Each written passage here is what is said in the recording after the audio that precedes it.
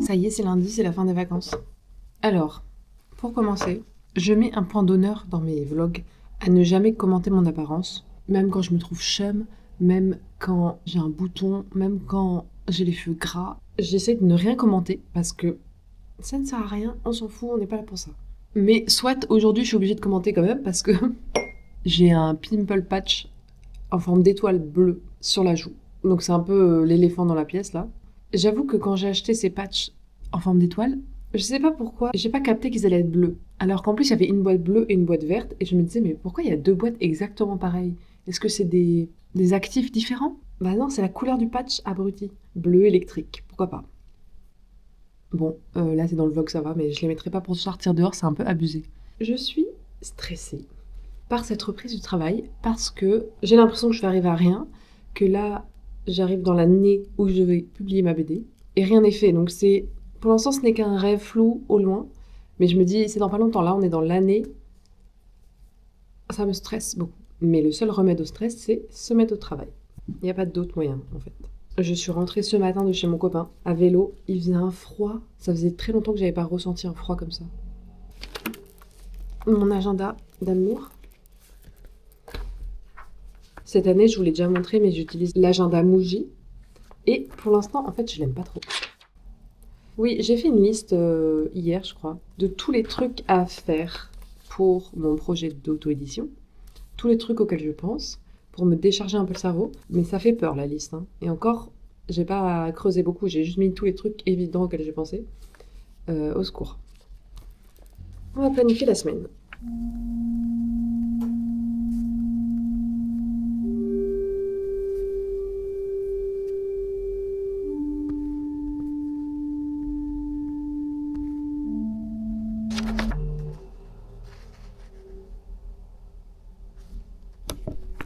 J'adore quand il se passe ce genre de moment. Là, à l'instant, j'étais en train de penser dans ma planification de semaine, j'étais en train de me dire ah, mais il faut que je vois Vanda, ça me stresse. Quand je suis stressée par le travail, j'ai l'impression que je peux voir personne et que mon temps doit être dédié au travail alors que il y a bien des moments où je vais rien faire. Enfin bref. Et là, ça a vibré et c'est Vanda qui m'envoie un message pour me demander si j'ai envie de prendre un thé à côté de chez nous demain. J'adore quand ça fait ça, quand la vie elle fait des petites connexions comme ça. Je pense que ce sera une semaine que de croquis. Il faut que j'en fasse le max. Et je veux voir si je me mets dans le flow combien de croquis je peux faire par jour. Je dois recompter les nombres de pages qui me restent à faire et refaire un peu un rétro-planning de l'année. Et après d'autres trucs à côté. Quand je dis une semaine de croquis, c'est une semaine où je fais que les croquis de mes pages de BD. Et la phase d'après le croquis, c'est je dessine la page avec les couleurs et tout. Moi, mon dessin, il n'est pas fait au trait. Donc, vous savez, il y a des illustrateurs qui font du trait et ensuite ils colorient dedans et on voit toujours les traits. Moi, je fais un croquis avec des traits et ensuite, c'est comme si je peignais par-dessus. Donc, le croquis, c'est juste mon modèle en fait. Enfin, je peins, c'est numérique, c'est à la tablette, mais. Donc, c'est ça que j'appelle mes croquis. Parce que je donne le même prénom pour les croquis de la BD et les croquis quand je fais des croquis pour m'entraîner dans un carnet de croquis. Donc, c'est un peu confus, je pense. J'ai tellement froid là que j'ai migré dans ma chambre. Je ferme ma chambre et là je mets mon radiateur d'appoint et je vois si c'est mieux de travailler là. Parce que là aujourd'hui c'est catastrophique. Il neige et c'est pour ça qu'il fait un froid de gueux. Mais c'est magnifique à voir donc. Je me suis mis des petites bougies, ça faisait longtemps que je les avais pas allumées celles-ci.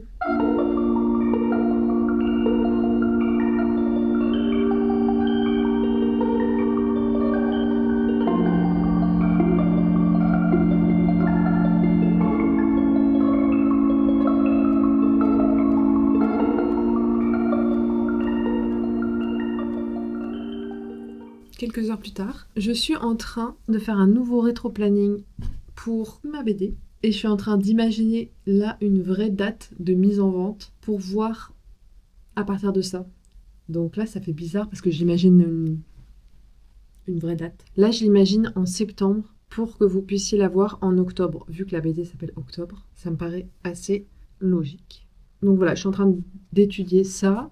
En même temps, j'ai ressorti un des carnets que j'adore. C'est un carnet que je me trimballe depuis des années et des années. Et en fait, je sais pas pourquoi je l'aime autant alors que je le trouve pas très beau. Mais c'est le format. Et j'aime trop le ressortir dès que j'ai besoin d'écrire des trucs. Pas d'écrire des trucs, mais dès que j'ai besoin de faire des listes ou des mises à plat de sujets, de projets. J'adore utiliser ce carnet. Et vraiment, il date, je crois qu'il date. C'est quand la première fois que j'ai écrit dedans? Parce que je l'utilise assez rarement. Quand j'ai besoin de faire des plans, des projets de 2020 là.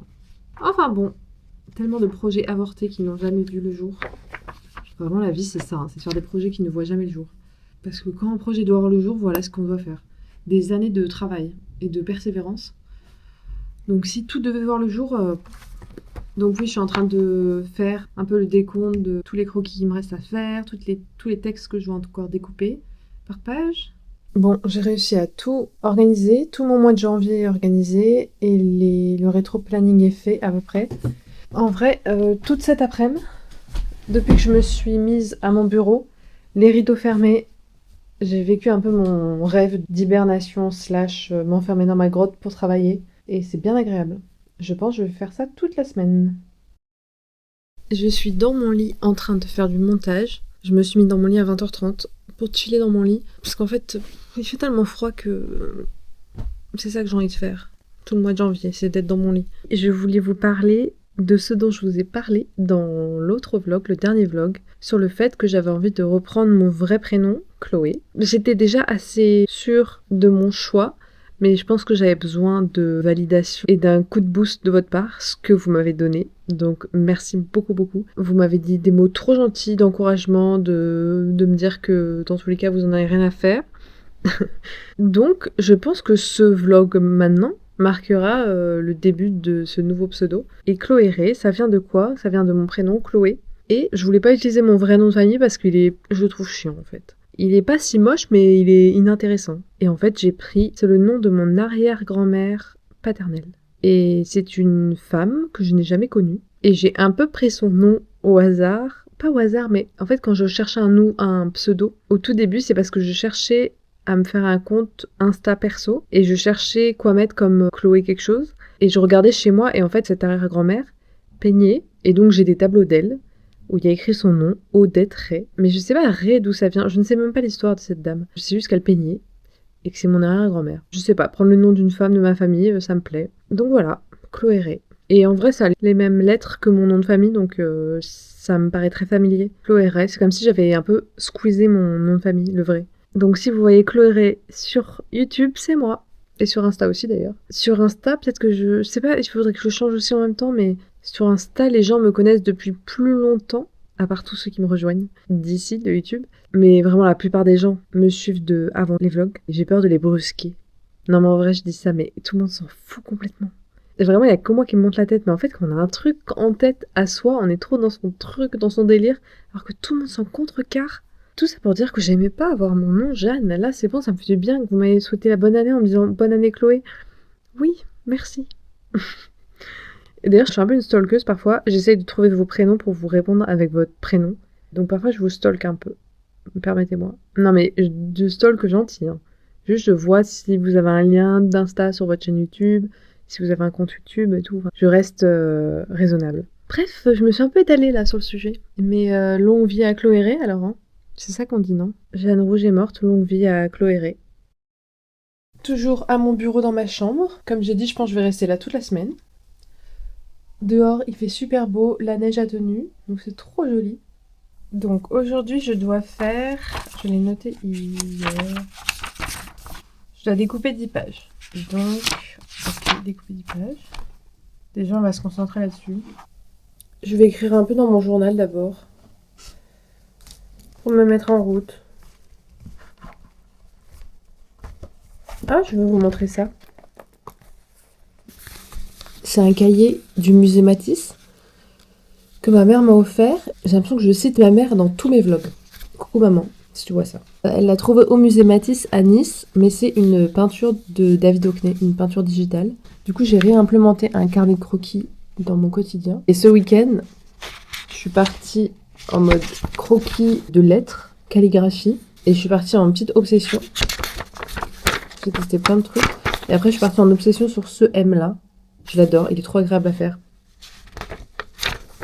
Donc j'en ai fait plein. Les mêmes.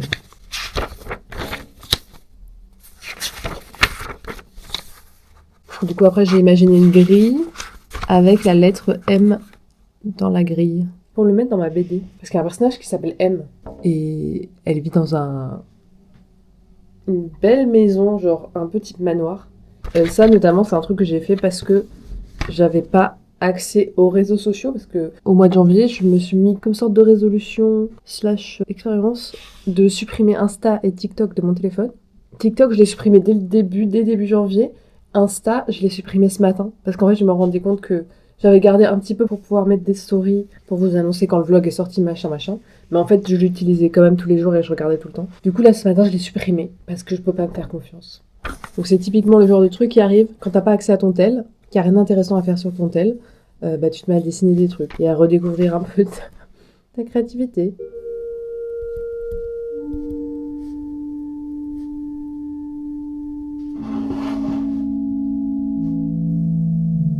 Il est 12h30 et en fait j'ai déjà fini mon objectif de la journée. Du coup je me rajouterai quelque chose cet après-midi évidemment. Et là j'ai envie de faire un petit truc avec vous. En fait je vais récupérer les marque-pages rubans de mon ancien agenda pour les mettre dans mon nouveau parce que j'en ai pas. Et ça me manque bien ces petits trucs là.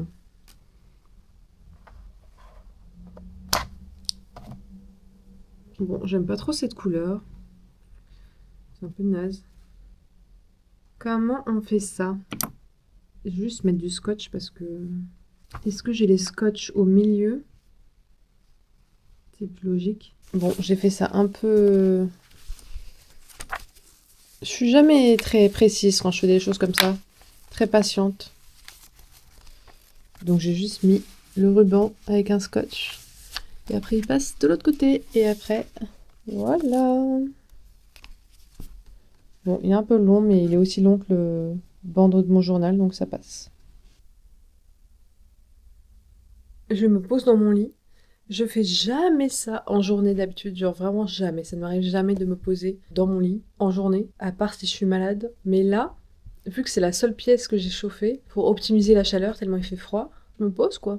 Je me suis fait mon café d'après-manger et je lis Harry Potter. Je me rends compte que c'est trop facile pour moi de lire beaucoup quand je suis pas chez moi. Enfin, surtout quand je suis en déplacement ou que je suis... Par exemple, là, quand on était à Vienne avec ma mère, tous les soirs, je lisais dans mon lit avant de dormir. Et c'est tellement plus facile pour moi quand c'est pas chez moi. Alors que depuis que je suis rentrée, j'ai beaucoup moins lu. En ce moment, je re-regarde... Enfin, d'ailleurs, ça fait un petit moment. Grey's Anatomy. Et donc, le soir, j'ai juste envie de regarder Grey's Anatomy et c'est tout. Du coup, il faut que je me force un peu pour lire. Au moins, pour lancer l'action après la lecture, je me force pas, mais... Pour me poser pour lire, il faut se forcer, quoi. Enfin bref, du coup là je me force à me poser avec mon livre et mon café.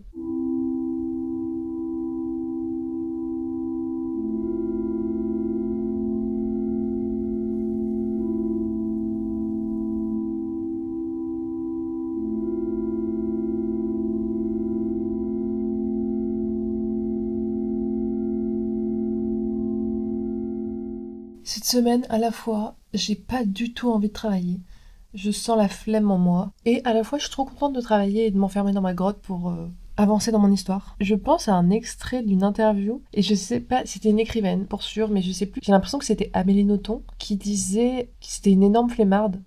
Enfin, je sais plus, je m'étais vraiment reconnue dans ce qu'elle disait. Que étonnamment, même si elle produisait beaucoup, elle avait tout le temps la flemme. Mais je ressens ça. Mais j'aimerais bien retrouver cette interview. Je sens à quel point je dois me forcer tout le temps pour faire les trucs. C'est très rarement « Ah, je me mets au travail, allez, hop !» Mais pourtant, je le fais, donc je ne sais pas par quelle force mentale, parce que vraiment, j'ai la flemme. Et là, pour me mettre à travailler, je me suis dit que j'allais... Oui, je suis vraiment en froufrou écharpe chez moi, mais là, il neige encore. C'est magnifique. Mais comme chez moi, ça se réchauffe très mal, et en plus, je suis frileuse, vraiment très frileuse. Donc, je suis recouverte comme si j'étais dehors. Puis en plus, c'est tellement confortable. Genre, vraiment, là, je suis un petit bibin d'homme. Je suis trop bien. Qu'est-ce que je voulais dire? Ah oui, je me suis dit que pour me faire une petite motivation pour travailler. Bon, de toute façon, en ce moment, je suis un peu... Mais non, mais pas en ce moment. Depuis des années, je suis obsédée par l'idée de réduire mon temps d'écran, d'être moins sur mon téléphone, sans jamais y arriver, et en me disant, il faut, mais je le fais pas, et en me disant... Voilà. Bref, j'ai encore écouté une vidéo ce matin sur ces sujets-là. Une fille qui est passée d'un iPhone à un flip phone, vous savez, les téléphones à clapet à l'ancienne. En fait, je me suis dit que j'aimerais bien tenter que mon téléphone, il ressemble plus à un flip phone, justement. Parce que clairement, je vais pas passer un téléphone à clapet parce que j'ai trop de trucs qui sont vraiment très utiles sur un téléphone. Je vous montre mon téléphone, mais vous devez rien voir. Déjà, j'ai déjà passé les applications en noir et blanc il y a quelques temps.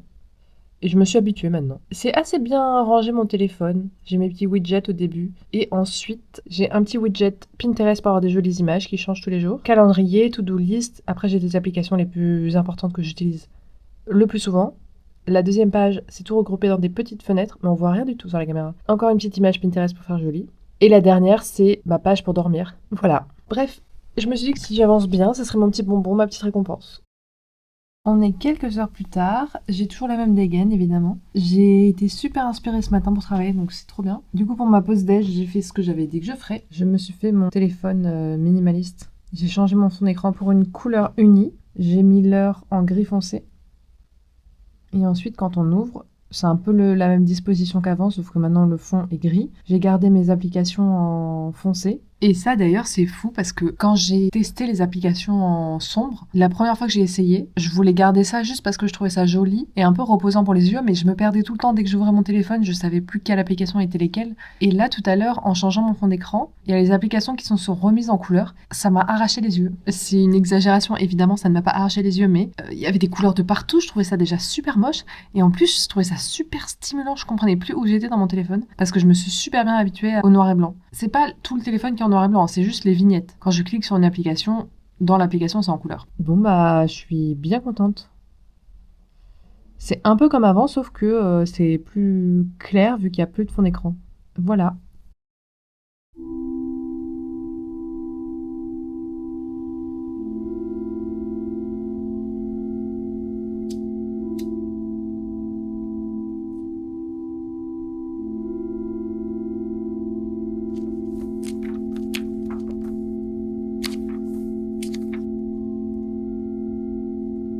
Je vous abandonne un peu le vlog parce que je suis vraiment en mode ermite à travailler, toute emmitouflée encore une fois. Et après avoir déjeuné, j'ai lu un peu et j'ai fini Harry Potter et les prisonniers d'Azkaban. Bah, comme tous les Harry Potter, c'était vraiment un délice à lire. C'est trop agréable. Donc là, c'est le moment excitant où je choisis ma prochaine lecture. Et je sais pas trop, mais je crois que j'ai quelques idées, je vais vous montrer.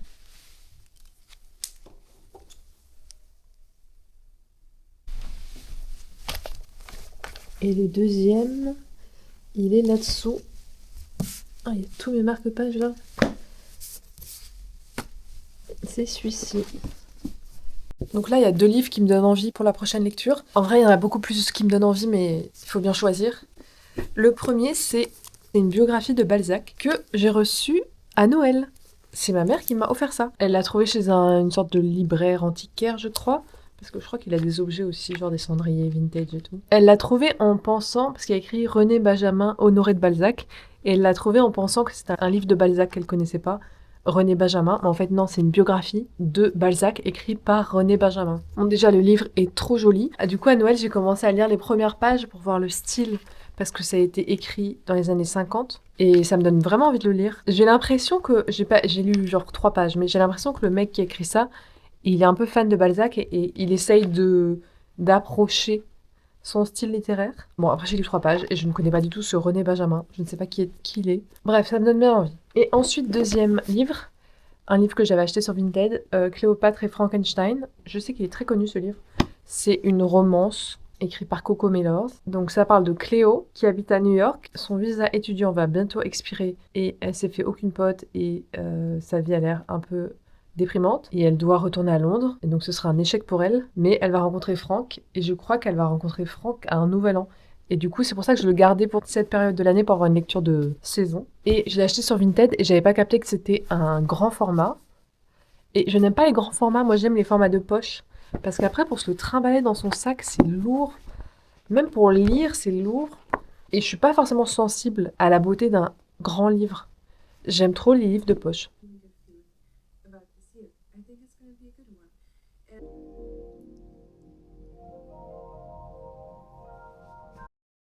Je viens conclure le vlog maintenant. Vraiment, on est resté enfermés pendant tout le vlog chez moi. J'espère que vous m'en tenez par rigueur. Pendant les mois d'hiver, je vais beaucoup moins sortir comme vous, je pense. Et donc, ce sera beaucoup de vlogs à la maison. Et j'espère que ça vous va. Et sinon, dites-moi si vous aimeriez voir des choses en particulier. que je parle de trucs en particulier, je ne sais pas. Parce que là, je suis un peu dans mon travail et je suis moins inspirée. Donc, si jamais vous avez des trucs à me dire. Bref, je vous souhaite un bon dimanche et puis on se voit dimanche matin 10h comme d'hab. Bye bye.